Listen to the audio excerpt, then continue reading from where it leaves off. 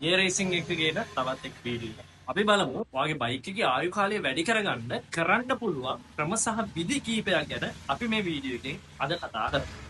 ගොඩක් ඔයාගේ වැස්ස කාලේ එනවනේ වැස්ස කාලේදී ඔයාගේ බයික් එක නිතරම තෙමෙන්න පුළුවන්. ඔයාට කරන්න පුළුවන් එක දෙයක් තමයි බයික් එකේ එළියේ තියෙනවා නම් හෝ නැත්නම් තෙමිලා තියෙනවා නම් වැස්ස අවස්ථාවකදී ඔයාගේ බයික් එක තෙමිලා තිබ්බොත් පුළුවන් තරම් ඉක්මනට රියලි රෙදි කෑල්ලක් අරගෙන සම්පූර්ණයෙන්ම බයික් එක පිට දාන එක. බයික් එක වතුරේ ධාවනය කරලා තියෙනවා. රන් වතුර වගේ ධාවනයකින් පසු ඔයාගේ සර් සහ බ්‍රේක් සිස්ටම් එක. අනිවාර්යයෙන්ම මාලාවයක් තමයි ඔයාගේ බයික් එක අනිවාර්යෙන් කිලෝමීටර් 3000න් 3000වත් ෆුල් සර්විස් එකකට යොමු කරන්න.